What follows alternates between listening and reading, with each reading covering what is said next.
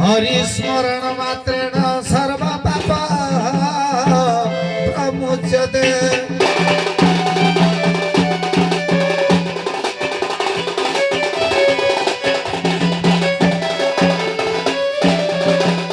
आज सभ्य सुंदरम दशमानस समस्ते बिंदु सदृश्य।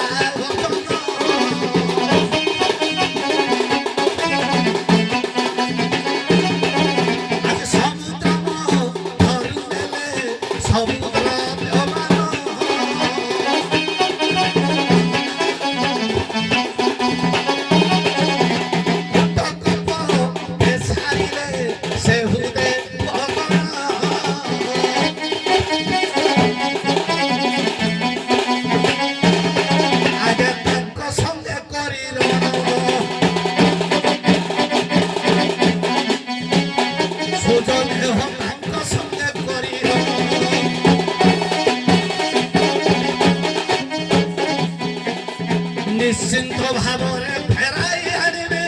समुद्र मंथन से द्रव्यमान के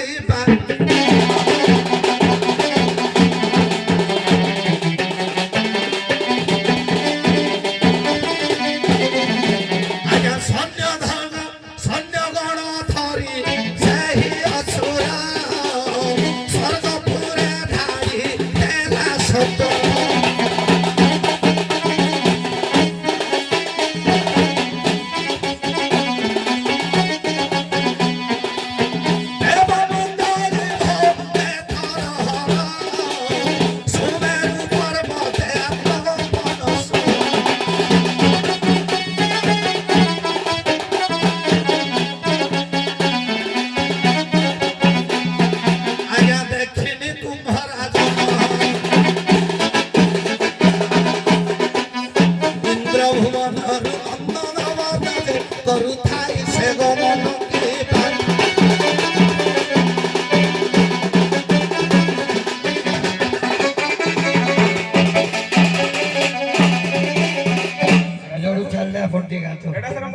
गीतटा बनवाणी सार लिखा खुशी गीतटा भल से पूरा सजे नहीं शुणु सर हाँ समय ना खाली दीपद से गाइले अपन दीपद गाँव विषयटा तो ठीक रे नेले गाइबी खाली डेइकिनी गाइले आपण माने कोन बुझिबे सर विषयटा केमिति जीवो कहूची कथारे कहूची तापर गाइबी हां कथा दिने दिने पांच भाई जाको बसिकी राजसिंहासन उपरे विचार विमर्श करुछंती। एही समय देवर्षि नारद आसिकी पहुंचिले कारण पचारिले आसीबार आगमन कोन सी कहले तुम पिता होची तीन पा गछ तले गडुछंती आउ तमे जदि गंडा मारिकी पितुश्राद्ध करिवो ताले तमर पिता स्वर्ग को जिवे। एहा सुनिबा मात्रे युधिष्ठिर चारि भाई को आदेश देले जे तमे चारि भाई जाई अरण्यरु गंडा वध करके आनो। ए चारि भाई गले गंडा वध करिया पई ये अर्जुन कोन हेछि अन्य अन्य दिग को गले अर्जुन कोन हेछि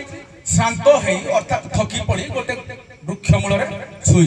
यही समय कौन है आज्ञा निकुंभ दत्य कांची अधिपति हारावती नामे ता प्रियवती ठाणी देखिले भूली जीव जति आज्ञा बिंबाधारी कुंद दंती गति मूर्ग नेत्री पिनस्तना से ही रसवती भगवती की देवी पूजाई नीति बनगिरी निज कट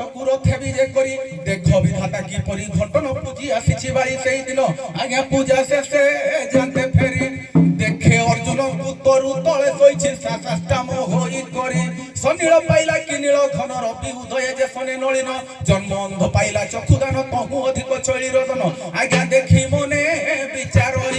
ଆହା କି ସୁନ୍ଦର ଏ ସଂସାର ସାଜେ ହେଲେ ହୁନ୍ତା ମୋର ସାଇ ଏତେ ବିଚାରି ରଥରେ ବସାଇ ନିଜର ପୁରକୁ ଗଲା କନେ ରତ୍ନ ପଲଙ୍କ ହଂସୁଲି ତୁଳି ଅର୍ଜୁନକୁ ଶୁଆଇ ନବବାଳି ଆଜ୍ଞା ସେ ସ୍ଥାନେ ନବ ଛଇଳି ଜଗି ବସିଲା କିଛି କ୍ଷଣ ପରେ ନିଦ୍ରାତେ ଯିବିର ଭାଳି ଦେଖିଲେ କନକମୟ ଆସ୍ଥାନ ଦେଖିବା ସବୁ ବିଚାର ମନ ଶୋଇଥିଲି ମୁଁ ଗହନ କାନନ ଏଓଟ୍ୟ ନାନାଦି ଚିତ୍ର ଶୋଭନ ଏଠାକୁ ଆସିଲି କାହିଁ ଏକାଳେ ପଛକୁ ଅର୍ଜୁନ ଦେଖିଲେ ହାରାବତୀ ଅଛି ରହି ହାରାକୁ ବୀର ସମସ୍ୟା ପୁଛଇ କିଏ ସେ ମତେ ଆଣିଲା କି ପାଇଁ ହାରାବତୀ କହିଲା ପ୍ରାନ୍ତ କହେ କ୍ରୀଡ଼ାକର ମୋର ସଙ୍ଗତ ଆଜ୍ଞା ଶୁଣି ଅର୍ଜୁନ ଚକିତ ତୁ ରାଜାର ନାରୀ କହୁଛୁ କିପରି ନ ବୁଝି ମୋ ଜାତି ଗୋତ୍ର ସହଜେ ଅବଳା ପରି ସେଇ କାମ ସାଗର ତୋଟା ଦେଖି ନାହିଁ ଅର୍ଜୁନ ସଭାରେ ଭୁଲି ନ ଗଲା କାମ ବାଣ ଅଧିକରେ କହିଲା କହଇ ହେ ବୀର ରଖ ମଦନ ଅନଳେ ଦହନ ହେଉଛି ଅଟଇ ମୁଇ ନିରେଖ। ଧନ୍ୟବାଦ ସାର୍ ସାର୍ ସେ ଛାଡ଼ିଦେଲେ ନା ନା ଭାଇ ଯୋଉଟା ପଢିଲେ এটা হচ্ছে পর চ্যাপ্টর না না না এইটা গলে তারপরে হেড কোন তারপরে যেতেବେଳେ না ମୁଁ କହୁଛି କଥା ହେଇଛି କଣ ନିକୁମ୍ଭ ଦତ୍ତ ଯେତେବେଳେ ସ୍ୱର୍ଗପୁର ଧାଡ଼ି ଦେଲା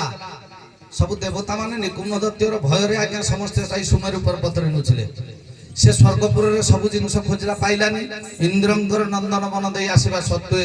ସେ ଦେଖିଲା ଇନ୍ଦ୍ରଙ୍କର କନ୍ୟା ରମ୍ଭାର ନାରୀ ରମ୍ଭାର ନନ୍ଦିନୀ ହାରାବତୀ ନାରୀ ସେ ଆଜ୍ଞା ଭ୍ରମଣ କରୁଛି କହିଲା ସ୍ୱର୍ଗରୁ କିଛି ତ ପାଇଲିନି ଏ ନାରୀଟାକୁ ନେଇକିରି ଯିବି ସେ କାଞ୍ଚିକ ଆଗ ବିବାହ ହେବା ପାଇଁ ପ୍ରସ୍ତାବ ଦେଲା ମନା କଲେ ହାରାବତୀ ହାରାବତୀ କି ଜୋର ଜବର ଯେତେବେଳେ ଆଣିଲା ହାରାବତୀ କହିଲା ୟା ପାଖରୁ ବଞ୍ଚିବା କଷ୍ଟକର ତେଣୁ ହାରାବତୀ କହିଲା ମୋର କାମାକ୍ଷୀ ବ୍ରତ ଗୋଟେ ବର୍ଷ ଅଛି ବର୍ଷେ ନ ପୁରିବା ପର୍ଯ୍ୟନ୍ତ ମୁଁ ତମକୁ ବିବାହ କରିପାରିବି ନାହିଁ ତେଣୁ କାଞ୍ଚି କଟକରେ ଗୋଟେ ଜାଗାରେ ଗୋଟେ ନଅର କରି ଆଜ୍ଞା କାମାକ୍ଷୀ ମନ୍ଦିର ନିର୍ମାଣ କରି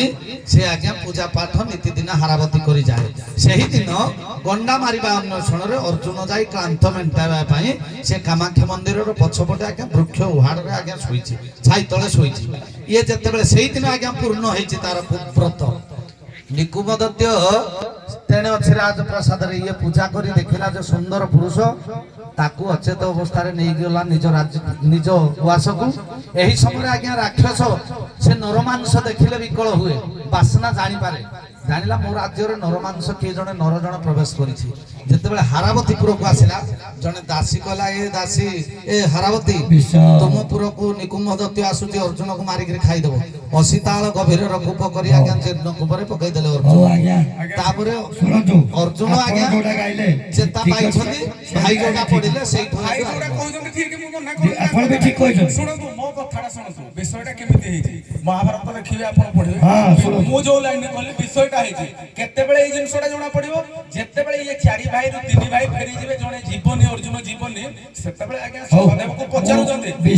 ଅର୍ଜୁନ କୁଆଡେ ଗଲା ତାକୁ ନ ପଚାରିଲେ ସିଏ କିଛି କହିବନି ସିଏ ହେଠୁ କହୁଛି ସିଏ ସେ ଜାଗାରେ କହୁଛି ଯେ ନିକୁମ୍ଭ ଦତ୍ତ କାଞ୍ଚି ଅଧିପତି ସିଏ ହଉଛି ଏମିତି ସ୍ୱର୍ଗସାରେ ଦୁଇ ଜଣଙ୍କର ସମାନ ନେଇକି ଯାଇଥିଲେ